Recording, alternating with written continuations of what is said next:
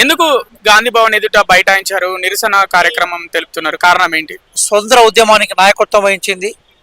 ఆ నాయకత్వంలో భాగంగానే స్వతంత్ర ఉద్యమ స్పిరిట్ని తీసుకురావడం కోసం నేషనల్ హెరాల్డ్ పత్రిక నడిపించింది జవహర్లాల్ నెహ్రూ గారు, గాంధీ గారు.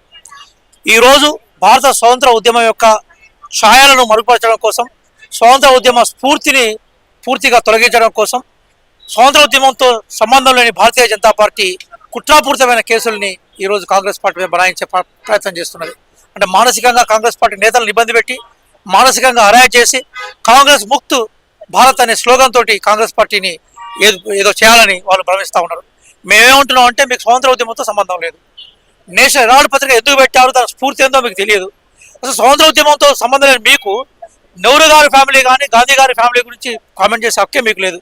ఈరోజు పనికి ఉపాధి హామీ పథకం, కరోనా టైంలో ప్రజలకు ఉపాధి ఇచ్చే పథకం, మోడీ గారు దాన్ని చాలా ఎగతాళిగా లోక్సభలో అపహాస్యం చేశాడు.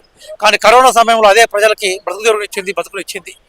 బీజేపీ కేవలము ద్వేష రాజకీయాలను, విద్వేష రాజకీయాలను మాత్రమే పునాదిగా పెట్టుకొని పనిచేస్తూ ఉన్నది. మేము ప్రజా రాజకీయాలను పెట్టుకున్నాం.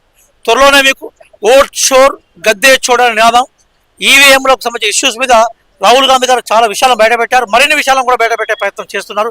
త్వరలోనే కొన్ని సంచలనమైన విషయాలు కూడా రాబోతున్నాయి.